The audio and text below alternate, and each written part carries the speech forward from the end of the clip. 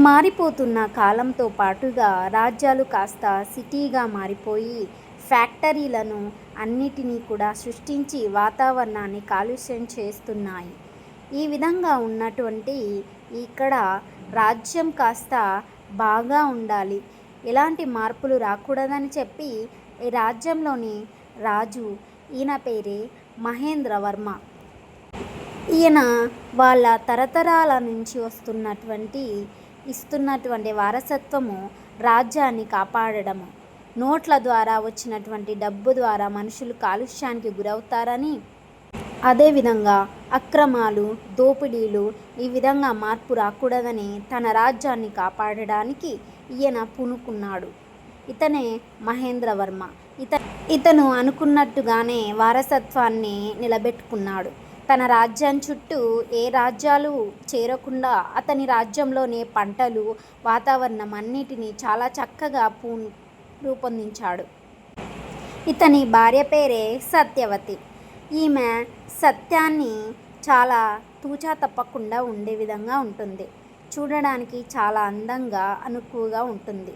రాజు చెప్పిన మాటను తన నడవడికను ఎప్పుడూ కూడా దారి తప్పకుండా చూసుకుంటుంది. అదేవిధంగా తాను ఎక్కడి నుంచి మొదలైంది, వాళ్ళ వారసత్వాన్ని నిలబెట్టాలి, మంచి పేరు రావాలి, రాజుగారి ప్రతిష్టను కాపాడాలనేటువంటి తపన ఎప్పుడూ పడుతూ ఉండేది. ఈవిడ రాజుగారు చెప్పినటువంటి మహేంద్రవర్మ మాటను ఎప్పుడూ కూడా తూచా తప్పకుండా పాటిస్తుంది. వీరిద్దరికీ కలిగినటువంటి సంతానము విజయేంద్రవర్మ అనే కుమారుడు కలిగాడు. వీళ్ళందరూ రాజ్యంలో చాలా సంతోషంగా ఉన్నారు. రాజుగారి దగ్గరికి వచ్చి, రాజుగారు, మీరు మన రాజ్యాన్ని కాపాడడం వల్ల ఇక్కడ పక్క రాజ్యాల్లాగా కలుషితం కానీ నీళ్లు, వాతావరణము, డబ్బు అనేటువంటివి, మోసాలు ఇవన్నీ మన రాజ్యంలో లేకుండా చేశారు. చాలా ధన్యవాదాలు అని తెలిపారు. కానీ రాజ్యంలో ఒక సమస్య వచ్చి పడింది. అది ఏమిటంటే, పక్క రాజ్యంలో అన్నీ కూడా సిటీగా మారిపోయాయి. ఎంత సిటీగా అంటే టెక్నాలజీ చాలా రూపొందింది.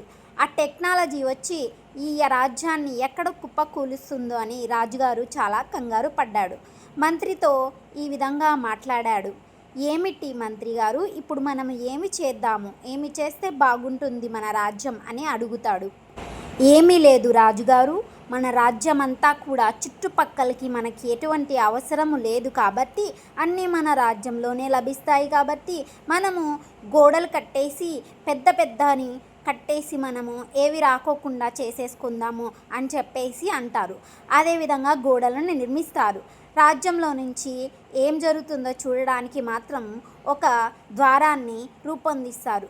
ఆ ద్వారం దగ్గర భటులను పెట్టి ఎవరు రాకుండా రాజ్యం నుంచి కాపాడడానికి సైన్యాన్ని నిర్మిస్తారు. పెద్ద గోడలను దాటేసి డ్రోన్స్ ఇంకా యూజ్ చేసిన టెక్నాలజీని వాడి ఎలాగైనా రాజ్యంలోకి ప్రయాణించాలని చాలామంది ప్రయత్నిస్తారు. కానీ ఎవరైతే ప్రయత్నిస్తారో వారిని మరణించేలాగా చేస్తాడు రాజుగారు. కాలం ఎప్పుడూ ఒకేలాగా ఉండదు అని చెప్పడానికి నిదర్శనంగా ఇక్కడ మహేంద్రవర్మ ఒక్కరోజు కుప్పకూలి చనిపోతాడు. విజయేంద్రవర్మ ఇంకా పెరగక ముందే ఈ ఘోరాన్ని చూసి చాలా బాధపడతాడు. సత్యవతి చాలా రోదిస్తూ ఈ విధంగా చెప్తుంది. బాబు విజయేంద్రవర్మ, ఇప్పుడు మీ నాన్నగారు మరణించాడు, ఇక నుండి నువ్వే రాజ్యాన్ని చూసుకోవాలి అంటూ రోదిస్తూ చెప్తుంది. మీరు బాధపడకండి అమ్మగారు, నేను రాజ్యాన్ని, మిమ్మల్ని చాలా చక్కగా చూసుకుంటాను అని చెప్పి బాధపడతాడు విజయేంద్రవర్మ. పక్క దేశంలో రాజ్యం కాస్త చాలా రూపొంది సిటీగా మారుతుంది. మరి కథ ఉన్నప్పుడు రాజుగారికి తోడు కూడా ఇంపార్టెంటే కదా. సరే, మరి ఇప్పుడు రాణి ఎక్కడుందో చూద్దామా. ఇదే సిటీలో పెరిగిందన్నమాట. ఎవరికి పుట్టిందో, ఎలా పుట్టిందో తెలుసుకుందాం. వీరి పేరే హర్ష, మానస. వీరిద్దరూ చిన్నప్పటి నుంచే కలిసి చదువుకోవడం వల్ల ఒకరినొకరు ఇష్టపడడం జరుగుతుంది. ఒకరోజు హర్ష మానసతో నేను నిన్ను వివాహం చేసుకోవాలనుకుంటున్నానని చెప్పి తెలుపుతాడు. అది తల్లిదండ్రులు ఒప్పుకోకపోయినా కూడా వారిద్దరు వివాహం చేసుకుని ఒక పాపకు జన్మనిస్తారు. ఆ పాప పేరే స్వప్న సుందరి. ఈ హర్ష మానసాలు ఇద్దరు వారి కూతురు స్వప్న యొక్క జాతకం చూడాలని పూజారి దగ్గరికి వెళ్తారు. అప్పుడు ఆ పూజారి ఆమె పుట్టిన జాతకం నుంచి మీరు ఎక్కడికైనా తనని వదిలిపెట్టేస్తే, అది కాలేజ్ అయినా కానీ, చదువుకోవడానికి కానీ, బయటికి కానీ పంపిస్తే తాను మీకు శాశ్వతంగా దూరం అయ్యే అవకాశం ఉందని, లేదంటే చాలా సంవత్సరాలు ఆమెను నుండి మీరు దూరంగా ఉండే అవకాశం ఉంటుందని చెప్తాడు. దానికి భయపడ్డ హర్ష మానస ఎలాగైనా స్వప్నని ఇంట్లోనే చదువుకునేలాగా చేద్దామని చెప్పి ఇంట్లోనే ఆమెకి చదువు నేర్పించేవారు. అదేవిధంగా స్నేహితులు ఎవరైనా వస్తే కూడా ఇంటికే పిలిపించుకునేవారు. నిజం చెప్పాలంటే ఆమె ఇంట్లోనే బందీగా ఉండేదని చెప్పవచ్చు. కొన్ని సంవత్సరాల తరువాత స్వప్న సుందరి ఇంటికి చదువుకోవడానికి వచ్చినటువంటి స్నేహితులు ఇలాగా మాట్లాడతారు. నీకు ఒక విషయం తెలుసా స్వప్న? అసలు టెక్నాలజీ లేని రాజ్యం సిటీని నువ్వు చూసావా ఎప్పుడైనా? టెక్నాలజీ లేని సిటీనా? ఎక్కడ ఉంటుంది? అసలు నేను బయటికే రాను, నాకేమి తెలుసు.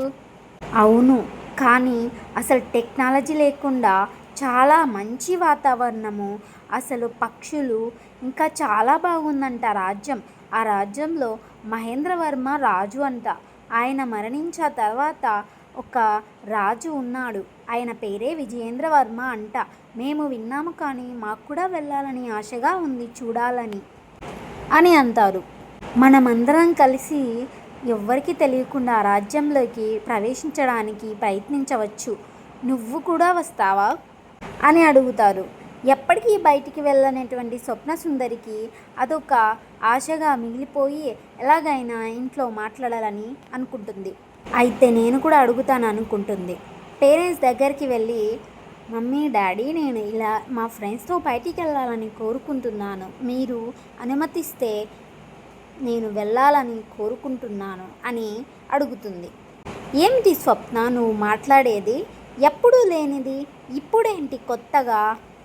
అమ్మ, మీరు చాలా సంవత్సరాల నుంచి నన్ను చిన్నప్పటి నుంచి ఎక్కడికి పంపకుండా బంధించారు. దానికి కారణం నేను తెలుసుకోవచ్చా? ఎందుకని నన్ను ఇంట్లోనే బంధించారు? మీరు పేరెంట్సేనా? దానికి మానస హర్షలు చాలా బాధపడతారు. నిజాలు ఏమిటో నాకు తెలియకుండా మీరు ఇలా నన్ను బంధించడం ఏమాత్రం సరికాదు. మీరు నాకు నిజం చెప్పి తీరాల్సిందే అని ఏడుస్తూ అడుగుతుంది. అప్పుడు హర్ష మానసలు పూజారి చెప్పినటువంటి మాటను స్వప్నకు తెలియజేస్తారు. అందుకు స్వప్న, మీరు ఇంకా ఇంత మూర్ఖులుగా ఉంటారని నేను అస్సలు అనుకోవట్లేదు. మీకు నిజం చెప్పాలంటే మనకు చెప్పిన జాతకం చెప్పినటువంటి పూజారి కూడా మరణించి చాలా సంవత్సరాలైంది. అయినప్పటికీ ఆయన మాటను మీరు ఎలా నమ్ముతున్నారు? ఎవరి జాతకాన్ని ఎవరు నిలబెట్టుకోలేరు. ఎవరి భవిష్యత్తు వారికి ఎలా రాసి ఉంటుందో అలాగనే జరుగుతుంది. అమ్మ నాన్న, మీరు ఎందుకు నా మాట వినట్లేదు? ఇంత మార్పు చెందుతున్నటువంటి సిటీలు, రాజ్యాలు చూస్తున్నా కానీ మీరు ఇంకా ఇంత మూర్ఖులుగా ఉన్నారు అని చాలా బాధపడుతుంది. దానికి హర్ష, నిజంగానే నా కూతుర్ని ఇలా బంధించడం చాలా తప్పు అని అనుకుని, సరే అమ్మా, నీకు నచ్చినట్టుగానే వెళ్ళేసి మళ్ళీ త్వరగా వచ్చేసేయి అని ఒప్పుకుంటాడు. భార్య భయంతో, హర్ష నువ్వేం మాట్లాడుతున్నావు? మానస, మనం ఎన్ని రోజులుగా పాపను బంధించడం సరైన విషయం కాదు. తనకు కూడా మంచి భవిష్యత్తు ఉంటుంది, తను కూడా అన్నీ తెలుసుకోవాలి, తను కూడా ప్రపంచాన్ని చూడాలి అంటూ ఆమెను నచ్చచెప్పి స్వప్న సుందరి యొక్క కోరికను తీర్చాలని అనుకుంటాడు. దానికి మానస కూడా సగంగా ఒప్పుకున్నా సరే వెళ్ళిరమ్మా అని చెప్తుంది. చుట్టూలో ఉన్న సిటీ దగ్గరికే వెళ్తారని ఇద్దరు అనుకుంటారు పేరెంట్స్. కానీ స్వప్న సుందరి తన స్నేహితులతో కలిసి రాజ్యం దగ్గరికి వెళుతున్న విషయం తెలియదు.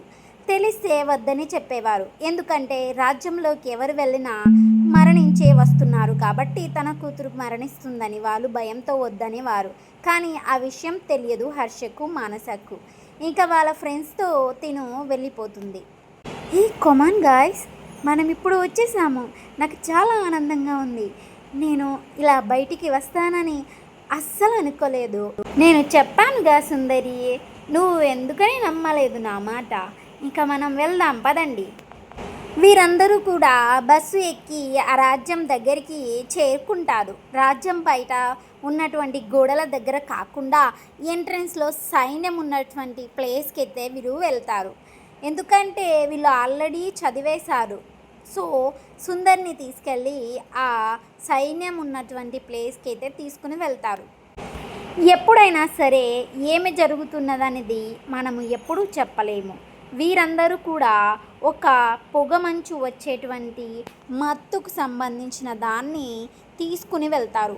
ఆ సైన్యం ఏదైతే ఉందో ఈ యొక్క ద్వారం దగ్గర వారు స్పృహ తప్పి పడిపోతారు.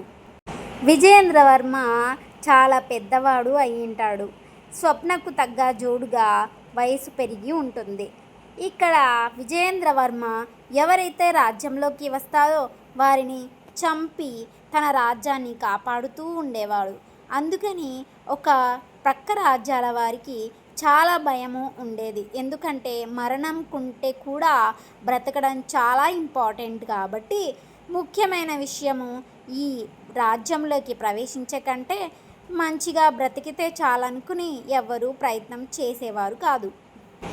విజయేంద్రవర్మ తన రాజ్యంలోని ఒక సరస్సు దగ్గరికి వెళ్ళి స్నానం చేస్తూ ఉంటాడు. ఎందుకంటే అతనికి అక్కడ స్నానం చేయడం అంటే చాలా ఇష్టం. అందుకని కానీ ఇలాగే ఇక్కడ ద్వారం నుంచి సైన్యాన్ని పడగొట్టి లోపలికి వచ్చినటువంటి ఈ సుందరి, స్వప్న సుందరి, వారి స్నేహితులు ఈ యొక్క విజయేంద్రవర్మ దగ్గర సరస్సు దగ్గరికి వెళతారు. అక్కడికి వచ్చి వారు ఎంత చక్కగా ఉన్నారో చూసారా, అతనే రాజు విజయేంద్రవర్మ అనుకుంటా, చాలా అందంగా ఉన్నాడు కదా, ఎంత చక్కగా ఉన్నాడు. రాజ్యంలోనే కాదు, రాజ్యంలో రాజు కూడా చాలా బాగున్నాడు అని వారందరూ అక్కడ కూర్చుని ఆయనను చూడడం చేశారు. సడన్గా ఇలాగా విచిత్రమైనటువంటి మనుషులను రాజ్యంలోకి చూడడం ఫస్ట్ టైం కాబట్టి మొదటిసారిగా వారిని చూసి చాలా అజ్ఞాతదేయి, ఎవరు మీరంటారు, అసలు మీరు లోపలికి ఎలా వచ్చారు అని అడుగుతాడు. అతను అంత నెమ్మదిగా ఎందుకు అడిగాడో మీరు చూస్తున్నారా? ఎందుకంటే స్వప్న సుందరి అంటే ఆయనకు నచ్చేసిన అమ్మాయి కాబట్టి అంత నెమ్మదిగా మాట్లాడాడు. లేదంటే వేరే వారైతే అతని కత్తికి ఆయన పదును పెట్టేవాడు. నీ పేరు ఏమిటి బాలిక? నువ్వు నా దగ్గరికి వచ్చి ఇలాగా కూర్చోగలవా అంటూ ఆయన కూర్చోబెట్టుకొని వస్త్రాలను అందిపుచ్చుకుంటాడు. నిజానికి వారి స్నేహితులంతా ఆయన చాలా చక్కగా మాట్లాడుతున్నారు అని అనుకుంటారు. ఆయన చక్కగా మాట్లాడుతున్నాడని వాళ్ళ స్నేహితులు అనుకోవడంతో స్వప్న సుందరి కూడా అతనికి వస్త్రాలను ఇస్తుంది.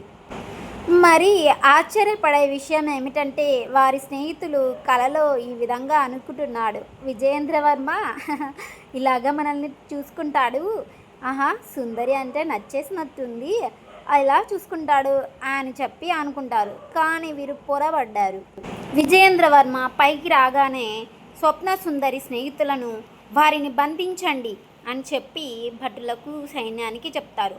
అసలు మీరు ఎలా లోపలికి వచ్చారు మర్యాదగా చెప్పండి, లేదంటే ఇక్కడ నుండి మీరు ప్రాణాలతో వెళ్ళలేరు అని చెప్పగానే స్వప్న సుందరి చాలా భయపడుతుంది. వారి స్నేహితులు ఇంకా భయపడిపోతారు. వారిని అందరినీ చంపేయాలనుకుంటాడు విజయేంద్రవర్మ. కాకపోతే మనసుకు నచ్చినటువంటి స్వప్న సుందరి చూడడం వల్ల ఆగిపోతాడు. సరే, మీకందరికీ నేను ఒక అవకాశం ఇవ్వబోతున్నాను. మీకు రెండిటిని నేను ఇస్తాను, వాటిలో మీరు ఒకటి ఎన్నుకోండి. మీరు అందరూ కలిసి చచ్చిపోతారా, లేదంటే స్వప్న సుందరిని నాకు అప్పజెప్పి మీరు ఈ రాజ్యంని వదిలిపెట్టి వెళ్ళిపోండి, ఇంకా ఎవ్వరికీ కూడా ఈ విషయం చెప్పకండి అని చెప్తాడు. స్వప్న సుందరి చాలా భయపడిపోతుంది. ఎందుకు ఇలా చేస్తున్నారు, నన్ను కూడా వదిలేస్తే నేను వెళ్ళిపోతాను కదా అని అనుకుంటుంది. విజయేంద్రవర్మ, నాకు నువ్వు చాలా నచ్చావు బాలిక, నేను తీసుకెళ్తాను నా రాజ్యంలోకి అని అనుకుంటాడు. నేను అస్సలు విడిచిపెట్టలేను అని మనసులో అనుకుంటాడు. భటులు స్వప్న సుందరిని బంధిస్తారు. అక్కడ ఉన్నటువంటి రాజ్యంలో వారు అందరూ కూడా ఆశ్చర్యపోతారు. ఏమిటి, మరణించకుండా లోపలికి వస్తుందంటే ఈమె చాలా గొప్ప మనిషి. అసలు మన రాజ్యంలోకి ఎవరు వచ్చినా విజయేంద్రవర్మ చంపి పారేస్తాడు. అదేంటి, ఈమెను బంధిస్తున్నారా, సంకెళ్ళు వేసి ఎక్కడికి తీసుకెళ్తున్నారు అని ఆశ్చర్యపోతారు. నన్ను వదిలిపెట్టండి, నేను వెళ్ళిపోతాను నా స్నేహితులతో పాటు, దయచేసి వదిలిపెట్టండి అంటూ కోపంగా చాలా గట్టిగా సైనికులతో వాదిస్తుంది, మాట్లాడుతూ. కానీ సైనికులు ఆమెను చెరసాలలో బంధించాల్సిందే అన్నట్టుగా తీసుకొని వెళ్తారు. మన రాజ్యంలోకి ఈ విధంగా ఒక బాలిక రావడం అసాధ్యం, ఎవరు రానిచ్చారు, అక్కడే మరణించుకోకుండా ఈమె ఇంత లోపలికి రాజ్యంలోకి, అది కూడా నా పీఠాది స్థానం దగ్గరికి ఎలా వచ్చింది అని చెప్పేసి సత్యవతి దేవి చాలా కోపం పడుతుంది. ఈమెను వెంటనే జైల్లో వేయండి అని చెప్పేసి చెరసాలకి తీసుకెళ్తుంది. ఈమెను వెంటనే జైల్లో వేయండి, బంధించండి. అయ్యో, ఇంత చీకటిగా ఉంది, ఇప్పుడు నేను ఏం చేయాలి, ఇంట్లో చెప్పి వెళ్ళకుండా ఉండాల్సింది, నేను ఇలా చేయడం చాలా తప్పు, నా పని అయిపోయింది, ఇంకా నాకు శిక్ష లేనా, నాకు మరణమే గతే అంటూ స్వప్న సుందరి మదిలోన చాలా చాలా రకరకాల ప్రశ్నలు మొదలయ్యాయి. ఎంత నమ్మాను మిమ్మల్ని, మీరెందుకు నన్ను ఇక్కడ వదిలేసి వెళ్ళిపోయారు, అంటే మీ మరణాల కంటే నా భవిష్యత్తు, నా జీవితం మీకు సంబంధం లేదా, మీరు నిజమైన స్నేహితులు అనుకుని మిమ్మల్ని నమ్ముకుని నేను ఎంత దూరం వచ్చానే, అయ్యో నేను తప్పు చేశాను, నాకెవరు దిక్కు ఇప్పుడు అని ఏడుస్తుంది. అయ్యో, నాతో మాట్లాడే మనుషులు లేరు, ఇన్ని రోజుల నుంచి నేను ఇక్కడే ఉన్నాను, నాకు ఏమిటి ఈ శిక్ష, నేనేమి తప్పు చేశాను అంటూ స్వప్న చాలా బాధపడుతుంది. కానీ ఒకరోజు అనుకోకుండా విజయేంద్రవర్మ తన జైలు దగ్గరకి వచ్చి ఆమెతో మాట్లాడడం విన్నాడు. చూడు స్వప్న సుందరి, నీవంటే నాకు చాలా ఇష్టం, అందుకే నేను నా రాజ్యంలోకి రప్పించుకున్నాను, లేదంటే నా అధీనంలోనికి నువ్వు ఉండడమే కాదు, నువ్వు చచ్చిపోవాలన్నా కూడా నాదే ఉంటుంది. అలాంటి నేను నిన్ను మరణించకుండా నేను ఇక్కడ కాపాడాను, అర్థమవుతుందా నేను చెప్పేది నీకు? ఆశ్చర్యకరంగా స్వప్న సుందరి విజయేంద్రవర్మ వైపు చూస్తుంది. చూసి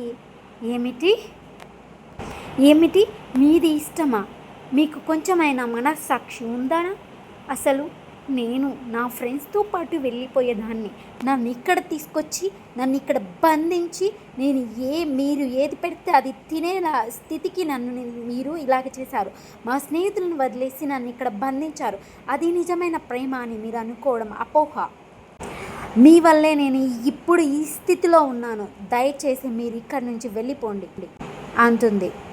స్వప్న సుందరి ఎన్ని మాటలు అన్నా కూడా ఏది ఎక్కించుకోకుండా విజయేంద్రవర్మ చాలా ఆమెను ప్రేమించేవాడు.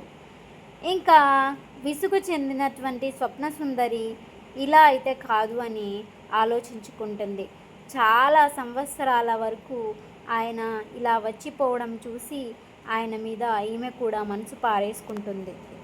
రోజు స్వప్న సుందరిని కలిసేవాడు, ఆమెతో కబుర్లు చెప్పేవాడు, ఆమెకు రోజు అన్నం కూడా తినిపించేవాడు. ఆయన ప్రేమను ఏ విధంగా తెలియచేయాలో అన్ని విధాలుగా తెలియజేయడం స్వప్న సుందరికి నచ్చింది. రాజు అయ్యుండి ఈయన నన్ను ఇంత బాగా చూసుకుంటున్నాడు, నిజంగానే ఈయనకు నా మీద ఇష్టం ఉందని చెప్పేసి ఈమె కూడా చాలా ఇష్టపడుతుంది. కానీ బయటికి చెప్పదు. కొన్ని సంవత్సరాల తర్వాత రాజుగారు స్వప్న సుందరితో మాట్లాడడం, రోజు వెళ్ళడం, ఆమెతో కబుర్లు చెప్పడం, ఆమెతో కాలక్షేపం చేయడము చూశాడు ఒక మనిషి. ఆ విషయాన్ని ఎలాగైనా మహారాణికి తెలియచెప్పాలని అనుకుంటాడు. అసలు మహారాజు గారు ఇలా ఎందుకు చేస్తున్నాడు? మన రాజ్యాన్ని కాపాడేటువంటి విజయేంద్రవర్మ ఇలా మారడం నేను సహించలేకపోతున్నాను. అది కూడా ఒక చెరసాలలో ఉన్నటువంటి వేరే రాజ్యంలో ఉండి వచ్చిన ఆమెను చంపకోకుండా ఇక్కడ పెట్టి ఈమెతో ఈయన కాలక్షేపం చేయడం నాకు అస్సలు నచ్చలేదు అని చెప్పేసి ఆయన సత్యవతి దేవి మహారాణికి చెప్తాడు. నువ్వు ఏమి మాట్లాడుతున్నావు అని చెప్పేసి ఆమె నిజం అనుకొని అక్కడికి వెళుతుంది. హే బాలిక, నీకే చెప్తున్నాను, నా కొడుకు విజయేంద్రవర్మ ఈ రాజ్యం యొక్క రాజు. ఆ రాజుకు తగ్గ భార్య ఎక్కడో ఎలా వెతకాలనేది నాకు తెలుసు. అర్థమవుతుందా? నీవు నా రాజుతో ఉండడం ఒక భటుడు చెప్పాడు. అది నిజమో కాదో నాకు తెలియదు. నిజమైతే మాత్రం నీ మరణం తప్పదు. మహారాణి గారు, నిజంగా నాకేమీ తెలియదు. నేను అసలు రాజుగారిని రమ్మని కూడా నేను చెప్పలేదు. రాజుగారు అలా వచ్చిపోవడం నాకు నిజంగా తెలియదు. ఆయన వచ్చిపోవడం నా తప్పు కాదు. మీరు కావాలంటే రాజాని వెళ్ళి అడగండి. రాజా ఏమిటి? రాజు రాజా కాదు. అర్థమవుతుందా? నా కుమారుడు గురించి నాకు తెలుసు. నువ్వే ఏదో వల వేశావంటూ కోపంతో అక్కడి నుంచి వెళ్ళిపోతుంది. మరుసటి రోజు విజయేంద్రవర్మ స్వప్నసుందరిని కలవడానికి వెళ్తాడు. విషయం తెలుసుకున్నప్పుడు స్వప్నసుందరి, మీరు ఈడ రావడం, నేను రమ్మని మిమ్మల్ని పిలవలేదు, మిమ్మల్ని మనసు పారేసుకోమని నేను చెప్పలేదు, మిమ్మల్ని ఇక్కడ బంధించమని నేను చెప్పలేదు. అన్నిటికీ కారణం మీరు. కానీ మీ తల్లిగారు వచ్చి నన్ను అనడం ఎంత మాత్రం సరైనది కాదు. చూడండి రాజుగారు, మీరంటే నాకు చాలా అభిమానం ఉంది. ఎందుకంటే నన్ను ఇక్కడ బాగా చూసుకునేది మీరు ఒక్కరే కాబట్టి. మీరు కొంచెం నన్ను అర్థం చేసుకుని ఇక్కడికి రాకండి అని బ్రతిమాలుతుంది. కోపంతో ఊబికిపోతున్నటువంటి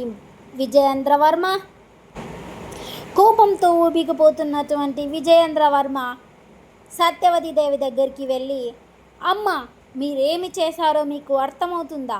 ఎందుకని మీరు స్వప్న సుందరి దగ్గరికి వెళ్ళి నోరు పారేసుకున్నారు? నేను నా ఇష్టపూర్వకంగా తన దగ్గరికి వెళ్ళాను. తనెప్పుడు నన్ను రమ్మని చెప్పలేదు. నిజంగా చెప్పాలంటే తనంటే నాకు చాలా ఇష్టం.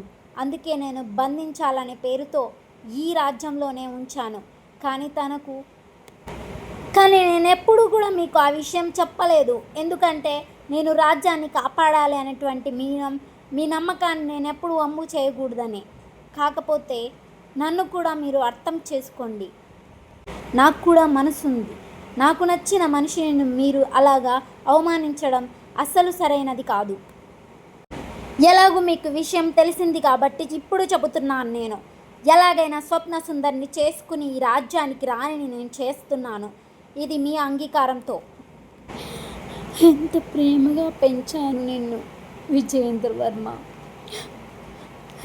తల్లి మాటను జవదాటని కొడుకులాను పెరిగావు. కానీ ఇప్పుడు ఎవరో తెలియని ఒక రాజ్యంలో కాని అమ్మాయిని నువ్వు నమ్మి ఆ అమ్మాయి కోసం నన్ను మాటలు అంటావా అని ఏడుస్తుంది. విజయేంద్రవర్మ స్వప్న సుందరి దగ్గరికి వెళ్ళి ఇలా మాట్లాడతాడు. చూడు స్వప్న, నేను నిన్ను వివాహం చేసుకోవాలని కోరుకుంటున్నాను. నీవు దానికి అంగీకరించు. ఎందుకంటే నీకు కూడా నా మీద ఇష్టం ఉన్నదని నాకు అర్థమవుతున్నది. మా అమ్మగారికి నేను నచ్చజెప్పాను. తను కూడా నిన్ను ఇష్టపడుతుంది. ఇక్కడ రాణిని చేస్తాను, నన్ను వివాహమాడు అని చెప్తాడు. ఒక్కసారిగా సత్యవతి దేవి ఏడుపు ఆపేసి, నా కొడుకు నేను ఎంత ప్రేమగా పెంచాను. వాడి ప్రేమను కూడా నేను గౌరవించాలి. సరే, ఆమెను ఇష్టపడుతున్నాడు కాబట్టి నేను అంగీకరించాలి అనుకుంటుంది. విజయేంద్రవర్మ తలుచుకున్నట్టుగానే స్వప్న సుందరిని పెళ్లి చేసుకుంటాడు. పెళ్లి చేసుకుని సత్యవతి దేవి యొక్క ఆశీర్వాదాలను తీసుకుంటాడు. ఆమెను అంగీకరిస్తుంది. ఇంకా రాజ్యం చాలా చల్లగా ఉంటుంది. సత్యవతి దేవి ఒప్పుకోవడమైతే కుమారుడి మీద యొక్క ప్రేమతో ఒప్పుకుంటుంది, కానీ ఆమె సందేహాలు భయంతోనే ఉంటాయి. భయంతోనే విజయేంద్రవర్మకు స్వప్న సుందరికి పెళ్లి చేస్తుంది. వివాహం ఆడిపోయిన తరువాత రాజ్యమంతా చాలా కలకల్లాడుతుంది. రాజ్యం అంత గొప్పగా ఎప్పుడూ లేనట్టుగా వైభవంగా ఉండడానికి కారణం విజయేంద్రవర్మ. ఎందుకంటే ఆయనకు స్వప్న సుందరి అంటే చాలా ఇష్టం కాబట్టి. ఒకరోజు స్వప్న సుందరితో ఇలా మాట్లాడతాడు. చూసావా స్వప్న, ఈరోజు చందమామ ఎంత చక్కగా ఉన్నాడో. నేను నిజంగా అనుకోలేదు నా పక్కన ఒక స్వప్న సుందరి ఉంటుందని. ఇది కళా నిజమా కూడా నాకు అర్థం కావడం లేదు తెలుసా అని అంటాడు. దానికి స్వప్న, నిజంగానే వర్మ గారు, నిజమా? నాకు కూడా చాలా ఆనందంగా ఉంది. ఎందుకంటే మీరు అన్ని అబద్ధాలు చెప్పారనుకున్నాను. నిజంగా జైల్లో మీరు నన్ను చూసుకున్న విధానానికి, ఇప్పుడు నన్ను కోటలో రానిచ్చిన దానికి ఏమీ తేడా లేదు తెలుసా. స్థలం మారింది, కానీ మీ యొక్క ప్రేమ, మీలో నాకున్న స్థానం మారలేదు తెలుసా రాజా. అంటూ విజయేంద్రవర్మను ఆమె చాలా చక్కగా చూసుకునేది. ఆయనకు కావలసిన పలహారాలను, ఆయన ఎప్పుడైతే కోపంగా ఉన్నప్పుడు ఆయన కోపాన్ని చల్లార్చడం, ఆయన ఆ బాధలో ఉన్నప్పుడు, రాజ్యంలో దిగులు గురించి ఉన్నప్పుడు కూడా స్వప్న సుందరిని చూస్తే వెంటనే ఆయనకు కోపము అన్నీ కూడా పోయేవి. అంత ప్రేమగా చూసుకునేవాడు. చాలా ఆనందంగా అన్యోన్యంగా ఉండేవారు. కొన్ని రోజుల తర్వాత స్వప్న సుందరి, మనము ఎప్పుడూ కోటలోనే ఉంటున్నాము కదా వర్మ, అలా ఒకసారి బయటికి వెళ్ళివదాము పదండి అని చెప్తుంది. దానికి రాజు సరే అని చెప్పి బయలుదేరుతాడు గుర్రం మీద. అలా వారిద్దరూ చాలా అందంగా గుర్రం మీద అడవిలోకి వెళ్తారు. అలా కొంచెం దూరం వెళ్ళిన తర్వాత ఒక ప్లేస్లో, ఇక్కడ స్వప్న ఆపండి అని చెప్పి ఒక చోట కూర్చొని ఇద్దరు మాట్లాడతాడు. అప్పుడు వర్మతో తను ఇలా అంటుంది, రాజు, ఇప్పుడు మనము రాణినయ్యాను, మనం చాలా ఆనందంగా ఉన్నాము. కానీ నాకు ఒకటి దిగులుగా ఉన్నది. ఏమిటంటే మనం ఎందుకు రాజ్యంలోనే ఎప్పుడు ఉండాలి? మీకు తెలుసా, నేను ఈ రాజ్యంలోకి వచ్చిన తర్వాత ఈ రాజ్యానికే బానిస అయినట్టు. కాదు కాదు బానిస కాదు, అంటే నాకు చాలా నచ్చింది ఈ రాజ్యం. కానీ నేను సిటీలో ఉన్నప్పుడు ఇంకా బాగుండేది. మీకు తెలుసా, మీరు అక్కడికి కానీ చేరుకున్నారంటే అక్కడ ఉన్నటువంటి డెవలప్మెంట్ అవన్నీ మీకు చాలా ఉపయోగపడతాయి. మనం ఒకసారి వెళ్దామా అని అడుగుతుంది. నీకు ఒక విషయం చెప్పనా సుందరి, నేను ఈ రాజ్యంలోకి ఎవరు వచ్చినా చంపి పారేసేవారిని తెలుసా. నీ కొరకు, నీ కోసం కేవలం నీ స్నేహితులను వదిలేసి నిన్ను ఇక్కడ పెట్టుకున్నాను. ఈ రాజ్యంలో నుంచి బయటికి వెళ్ళినా కూడా అదే బాధే. రాజ్యంలో నుంచి నేను ఎక్కడికి వెళ్ళలేను. నీ మీద ఇష్టంతో నేను మా అమ్మకు బదులు చెప్పానే తప్ప మా అమ్మ మాటను నేను ఎప్పుడూ జవదాటను. ఈ రాజ్యాన్ని కాపాడుతానని నేను మాట ఇచ్చాను. నేనెప్పుడు రాజ్యాన్ని దాటి బయటికి రాను. నువ్వు కూడా ఆ ఆలోచనలను ఆపేసుకుంటే చాలా బాగుంటుంది స్వప్న సుందరి అంటాడు. ఈ రాజ్యం యొక్క ప్రజలు, ముఖ్యంగా నా తల్లి గారు, మా నాన్నగారి ఆశయం, ముందు నుంచి వస్తున్నటువంటి తరతరాల నుంచి కాపాడుతున్న రాజ్యం, ఇవన్నీ నాకు చాలా బాధ్యతలు. భార్య అంటే బాధ్యతలను నిలబెట్టడం స్వప్న సుందరి. ఇవన్నీ నువ్వు తెలుసుకుంటావని నీకు చెప్తున్నాను. సరే అని చెప్పి స్వప్న సుందరి ఇంకా వీరిద్దరూ మళ్ళీ కోటకు వెళ్తారు. కోటకు వెళ్ళినా కూడా కొన్ని రోజుల తర్వాత నుంచి కూడా ఈమె స్వప్న సుందరి యొక్క ఒత్తిడి విజయేంద్రవర్మ మీద పడిపోతుంది. నాకు నిజంగా రాజ్యం నుంచి అవతల రాజ్యం సిటీస్ ఎలా ఉన్నాయో చూడాలని ఉంది. చాలా రోజులైంది చూసి నాకు రాజా, ఒక్కసారి వెళదామా ప్లీజ్ అంటూ ఆమె అతనికి చాలా ఒత్తిడి చేస్తుంది. ఎట్టకేలకు ఏం చేయాలో అర్థం కాక విజయేంద్రవర్మ స్వప్న సుందరి యొక్క కోరిక నెరవేర్చాలనుకున్నటువంటి రాజు ఇంకా స్వప్న సుందరిని తీసుకుని రాజ్యాన్ని దాటేసి వెళ్ళాలని నిశ్చయించుకుని వారిద్దరూ కలిసి రాజ్యం అవతలకి వెళ్ళడానికి ప్రయత్నిస్తారు. వెళ్ళిపోతారు. రాజ్యం నుంచి రాజు స్వప్న సుందరి ఇద్దరు కలిసి బయలుదేరుతారు. స్వప్న సుందరి మొత్తానికి తాను పుట్టినటువంటి ఊరికి సిటీకి వచ్చినందుకు చాలా సంతోషపడుతుంది. అక్కడ ఉన్నటువంటి బిల్డింగ్స్, పెద్ద పెద్ద ఊళ్ళు ఇవన్నీ కూడా చూసి చాలా సంవత్సరాలైందని తాను అన్నీ కూడా నెమరు వేసుకుని చాలా సంతోషపడుతుంది. వాళ్ళ నాన్న వాళ్ళ ఇంటికి బయలుదేరి తాను విజయేంద్రవర్మను పోలీసులకు అప్పచెబుతుంది. ఇదిగో వీడి వల్లే నేను ఇన్ని సంవత్సరాలు ఎక్కడో ఉండాల్సిన రాజ్యంలోకి వెళ్ళి పడిపోయాను, బంధించండి విన్ని అని చెప్పేసి పోలీసులకు చెప్తుంది. ఒక్కసారిగా స్వప్న సుందరి ఆ మాటలో అన్నటువంటి దాన్ని అస్సలు మర్చిపోలేక విజయేంద్రవర్మ చాలా ఆశ్చర్యంలో పడిపోయాడు. ఆ ఆశ్చర్యంలో పోలీసులు వేసిన సంకెళ్ళు కూడా ఆయనకు అంతుపట్టట్లేదు. ఏం చేయాలో అర్థం కాదని ఆలోచిస్తుండగానే తీసుకెళ్ళి జైల్లో పడేశారు పోలీసులు. ఇంకా ఎందుకు ఇలా స్వప్న సుందరి నన్ను ఇలా మోసం చేస్తుందని నేను అస్సలు అనుకోలేదు, ఇలా జరుగుతుందని నేను అస్సలు ఊహించలేదు అని చాలా బాధపడతాడు. అమ్మకు చెప్పకుండా వచ్చాని అంటూ చాలా బాధపడతాడు. రాజ్యంలో నన్ను చూసుకున్న స్వప్న సుందరి ఈమెనా అసలుకు అని బాధపడతాడు. అమ్మ, నీ మాట నేను వినాల్సింది. అసలు నువ్వు ఎలా ఉన్నావు, బాగున్నావా లేదా, రాజ్యం ఎలా ఉంది అంటూ చాలా బాధపడతాడు. స్వప్న సుందరి తినేం చేస్తుంది? చాలా రోజుల తర్వాత తన ఇంట్లో పలహారాలన్నీ వాళ్ళ అమ్మ నాన్న వండి పెడతారు. తను తింటూ ఉంది. సడన్గా ఆమె ఆలోచనలోకి విజయేంద్రవర్మ వస్తాడు. అయ్యో రాజా, ఎందుకు నాకు ఇతను గుర్తొస్తున్నాడు అని ఆలోచిస్తుంది. బహుశా నాకు అన్నం తినిపించేవాడు కాబట్టేమో. చాలా రోజులు గడుస్తుంది. తనకు రాజ్యం గుర్తుకు వస్తూ ఉంది, తల్లిగారు గుర్తుకు వస్తున్నారు. అసలు ఏమిటి, నేను ఈ చెరసాలలో బంధింపబడతానని నేను అస్సలు అనుకోలేదు. ఏమిటి దేవుడా అంటూ బాధపడుతున్నాడు. విజయేంద్రవర్మకు ఇప్పుడు వాళ్ళమ్మ గుర్తుకు వస్తుంది. అమ్మ, నేను ఒక్కసారి నీ మాట వినవలసింది అమ్మ అంటూ చాలా కొన్ని రోజుల తర్వాత, అమ్మ స్వప్న సుందరి, నేను నీకు ఒక విషయం చెప్పాలనుకుంటున్నాను.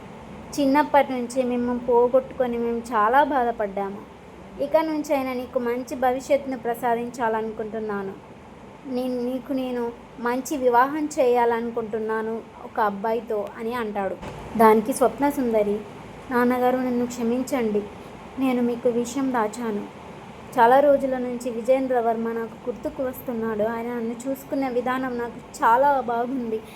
నేను అతన్ని ఇలా మోసం చేసి ఇక్కడ నేను బంధించడం నాకు చాలా బాధాకరంగా ఉంది నాన్నగారు. మళ్ళీ మీరు నాకు మరలా వివాహం అనేది నేను తట్టుకోలేకపోతున్నాను. దయచేసి మీరు నన్ను అనుమతిస్తే నేను విజయేంద్రవర్మతో కలిసి మళ్ళీ రాజ్యానికి వెళ్ళి చాలా సంతోషంగా జీవించాలని కోరుకుంటున్నాను. నేను దయచేసి నా మాట వింటారని కోరుకుంటున్న నాన్నగారు. అతను చాలా మంచివాడు నాన్నగారు. నేను అతన్ని మోసం చేసి ఇక్కడికి తీసుకుని వచ్చాను. అతను నా మాటను నమ్మి రాజ్యాన్ని కూడా వదిలివేసి వచ్చాడు. ఇప్పుడు నేను ఇది తట్టుకోలేకపోతున్నాను. దయచేసి మీరు ఏదైనా చేసి విడిపించండి అంటూ చాలా రోధిస్తుంది. సరే, నువ్వైతే పోలీస్ స్టేషన్కి వెళ్ళు అని చెప్పేసి వాళ్ళ ఫాదర్ చెప్తాడు. స్వప్న సుందరి పోలీస్ స్టేషన్కి వెళ్తుంది. పోలీస్తో నమస్తే సార్ అంటుంది. కూర్చో అమ్మా, ఎలా ఉన్నావు, ఏమిటి ఇలా వచ్చావు అని అంటాడు.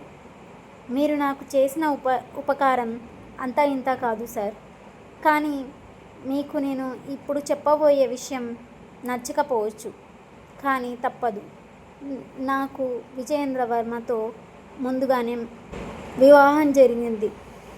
నేను ఆయనను తీసుకుని వెళ్ళాలని కోరుకుంటున్నాను. దయచేసి ఆ రాజ్యం గురించి కానీ, విజయేంద్ర వర్మ ఇక్కడికి వచ్చాడనే విషయం కానీ, నేను అక్కడికి వెళ్ళిన విషయం కానీ ఎవరికీ చెప్పకండి. మీకు దయచేసి నేను కోరుకుంటున్నాను సార్, ప్లీజ్ అంటూ చాలా ప్రాధేయపడుతుంది. చాలా మంచి పోలీస్ ఆఫీసర్ కాబట్టి సరే అమ్మా ఓకే అని ఆయన ఒప్పుకుంటాడు. విజయేంద్ర వర్మ దగ్గరకు స్వప్న సుందరి వెళుతుంది. అంత అందంగా అయినటువంటి స్వప్న సుందరిని చూసి విజయేంద్ర వర్మ ప్రేమ ఎంతగానం తగ్గలేదు. ఎలా ఉన్నావు స్వప్న సుందరి అని అడిగాడు. ఇంత చెరసాలలో ఉండి, ఇంత జైల్లో ఉండి కూడా నువ్వు నన్ను ఎలా ఉన్నావని అడుగుతున్నావు? ఏమిటి రాజా ఇది అంటుంది. నీకు నా మీద ఎటువంటి కోపం లేదా? అసలు ఎలా ఇంతగా ఇష్టపడతారు ఒక మనిషిని రాజా? నేను చాలా తప్పు చేశాను. నిన్ను నమ్మించి నేను ఇంత దూరం తీసుకొచ్చాను. నా మీద నీకు ఎటువంటి కోపం లేదా అంటూ బాధపడుతుంది, రోధిస్తుంది. కోపమా? కోపం దేనికి? అలా కోపపడాలంటే నిన్ను కూడా బంధించాను. నువ్వు కోపం పడలేదు కదా అని అతను అంటాడు.